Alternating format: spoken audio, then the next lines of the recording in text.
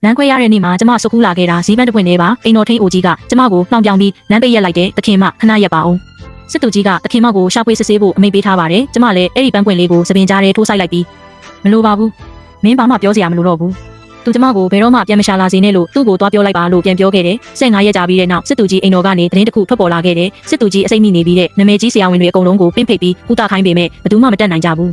ူးသူ့အသက်ကိုကယ်တင်နိုင်မဲ့တစ်ခုတည်းသောအစိတ်ဖြေဆေးရှိတယ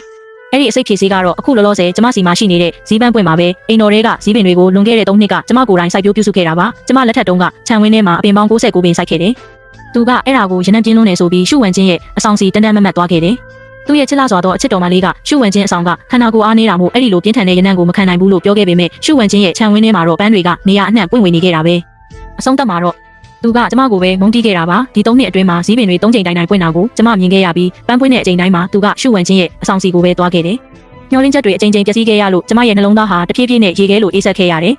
်ဒီနေ့မှာတော့ကျမဦးလေးလီနဲ့အတူကွာရှင်းစာချုပ်မှာလက်မှတ်ရေးထိုးခဲ့ပါပြီဒီလောက်ကြီးကျယ်ခမ်းနားတဲ့စစ်သူကြီးအိမ်တော်ကနေကျမဘာပစ္စည်းတစ်ခုမှမယူဘဲလက်ပလာနဲ့ထွက်ခွာခဲ့တယ်ကျမအလိုချင်ဆုံးရာကမိမိကိုယ်ပိုင်လွတ်လပ်ခွင့်ပဲဖြစ်ပါတယ်အဓိကအဆောင်ကနေဝိညာဉ်လွင့်နေတယ်လို့မျိုးထွက်လာရင်စောင်းတွေရဲ့နှွေးထွေးတဲ့နေအောင်အောက်ကဇီတော်စီကိုခြေဦးလှည့်မိသွားတယ်အနီအောင်ဇီးပန်းပွင့်တွေကတွေးလို့ရဲရဲနေပြီးတောက်ပနေတာတကယ်ကိုလှပလွန်းလှပါတယ်ဒါပေမဲ့ဘလောက်တောင်ရက်ဆက်တဲ့တရောချက်လဲနော်ကျမလက်ကိုဆန့်ပြီးအနီးဆုံးနဲ့အလှဆုံးပန်းတစ်ပွင့်ကိုအသာအရာဆုပ်ခူးလိုက်တယ်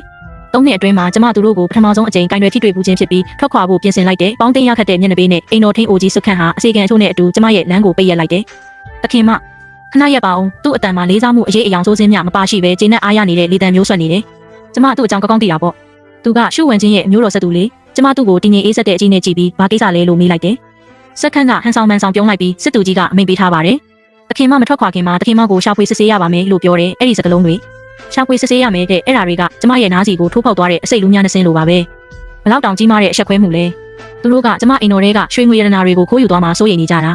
ာကြည်စမ်းရှင်တို့ကျမကိုဘလို့အခြေအနေမျိုးအထိတွန်းပို့လိုက်တယ်လဲဆိုတာပတ်ပတ်လဲကအစီကံတွေကကျမတို့ကိုပြဆက်တစ်ခုလိုမျိုးကြည့်နေကြတယ်သူတို့မျိုးလုံးထဲမှာမထောက်မတန်အထင်သေးမှုတွေနဲ့မနာလိုဝင်တိုမှုတွေပြည့်နှက်လို့ဒီ3နှစ်အတွင်းမှာစစ်သူကြီးရဲ့တရားဝင်ဇနီးများဖြစ်တဲ့ကျမဟာရှုဝင်ချင်းခြံဝင်းတွေကခွေးတကောင်ထက်တောင်နှင်းကြခဲ့ရတယ်စစ်သူကြီးရဲ့နှလုံးသားကကျမစီမှာမရှိဘူးဆိုတာလူတိုင်းသိကြတယ်အဲ့ဒါကြောင့်မို့လဲသူတို့ကကျမရဲ့တိတ်ခါကိုညှာတာမှုမရှိဘဲနင်းချေရဲကြတာပေါ့ကျမဒေါသမထွက်မိပါဘူးနှလုံးသားတိတ်ဆုံးသွားရတဲ့လူတစ်ယောက်ကဒေါသကိုမခံစားရတော့ဘူးလေကျမခါခါတီးတီးပဲရေမောမိလိုက်တယ်ကျမလက်ကိုဖြည်းဖြည်းချင်းမြောက်ပြီးတောက်ပတဲ့အနီရောင်ပန်းပွင့်လေးကိုသပင်ကြားထဲထိုးဆိုင်လိုက်တယ်အဲ့ဒါကတန်ရှင်းမြင့်မြတ်တဲ့ရိုးရာအခမ်းအနားတစ်ခုကိုဆောင်ရွက်နေတယ်လို့မျိုးနှေးကွေးပြီးတည်ငြိမ်လုံးနဲ့လှုပ်ရှားမှုတစ်ခုဖြစ်ပါတယ်ထို့နောက်ကျမဆွတ်ခန့်ကိုဘာခံစားချက်မှမရှိတဲ့တည်ငြိမ်တဲ့အကြီးနဲ့ကြည့်လိုက်တယ်မလိုပါဘူးမင်းဘာမှပြောစရာမလိုတော့ဘူးလီဆွေရွံစီပြန်သွားပြီးဒီအိမ်တော်တစ်ခုလုံးနဲ့သူကိုယ်တိုင်အပါဝင်ရာအားလုံးကိုငါယုံရှာဆက်ဆုပ်တယ်လို့သွားပြောလိုက်ပြီးတော့သူကျမကိုဘယ်တော့မှပြန်မရှာလာစေနဲ့သူ့မျက်နှာဒေါသကြောင့်စိမ့်ဖက်သွားတာကိုကျမထပ်မကြည့်တော့ပဲကြောပြင်ကိုစန့်ချေလန်းတွေကိုမှန်မှန်လှမ်းပြီးအပေါက်ဝါစီကိုရှောက်လန်းခဲ့တယ်။ကျမအနောက်ကတိုးပြောတန်တွေနဲ့အကြည့်တွေဟာမမြင်နိုင်တဲ့နေရန်တစ်ခုနဲ့ခြားထားသလိုမျိုးဝေးကွာသွားခဲ့ပြီးအဲ့ဓာတွေကကျမနဲ့ဘာမှမဆိုင်တော့ဘူးမြို့တော်ရဲ့စောင်းရာသီကအရန်အေးဆက်လှပါတယ်ဒါပေမဲ့ဒီနေ့မှာတော့ဘယ်တော့မှမရဘူးတဲ့နှွေးထွေးတဲ့နေအောင်ကြီးကိုကျမခံစားလိုက်ရတယ်။ကျမနာမည်ကရှန်နန်းပါဒီနေ့ကစပြီးကျမဟာရိုးရိုးရှင်းရှင်းပဲရှန်နန်းဖြစ်သွားခဲ့ပါပြီ15ရက်ကြာပြီးတဲ့နောက်ကျမငှားရမ်းနေထိုင်တဲ့အိမ်တွင်းလေးတွေကဇီးပင်ကျဲကျဲလေးချို့လဲပွင့်လာခဲ့တယ်။အဲ့ဒီအပင်တွေကကျမကိုယ်တိုင်ဝယ်ယူခဲ့တာပါကျမစင်းကြံမှာထိုင်ပြီးသပင်ကြားကနေယူထားတဲ့တဝက်6တွေ့နေပြီဖြစ်တဲ့ဇီးပန်းပွင့်လေးကိုကြောက်စိမ့်ပလင်းငယ်လေးနဲ့ဂယုတစိုက်ထည့်ရင်းကြည့်နေမိတယ်။အဲ့ဒါကကျမရဲ့အတိတ်ကကြံရစ်ခဲ့တဲ့တခုတည်းသောအမှတ်တရပဲကျမရဲ့အစီခံမလေးရှောင်းထောင်ကစိတ်လှုပ်ရှားစွာနဲ့အခန်းထဲကိုပြေးဝင်လာခဲ့တယ်။သူ့မျက်နှာမှာအလွန်ရှုပ်ထွေးတဲ့အမူအရာတွေရှိနေခဲ့တယ်။အံ့ဩမှုစိတ်သက်သာရမှုအနှဲငယ်ကျဉ်းနဲ့အားရမှုနဲ့စိုးရိမ်ပူပန်မှုအရေးအယောင်တွေဆွတ်နေတာပေါ့တခင်မလေ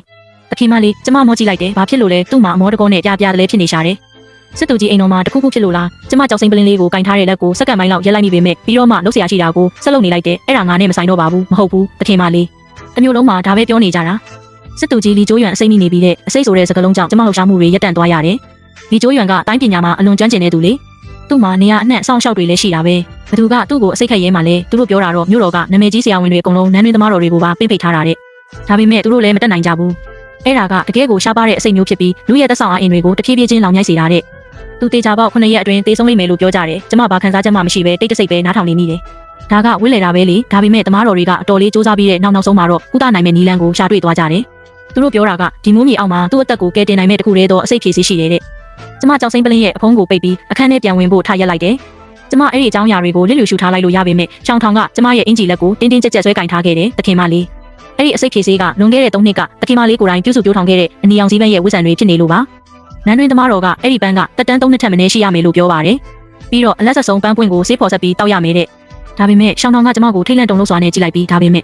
တခင်မလေးထွက်ခွာလာခဲ့တဲ့နေ့ကတတ်မှတ်ချက်နဲ့ကိုက်ညီတဲ့နောက်ဆုံးအနီရောင်စည်းပန်းပွင့်ကိုတခင်မလေးဆိုခူးယူဆောင်လာခဲ့တာလေ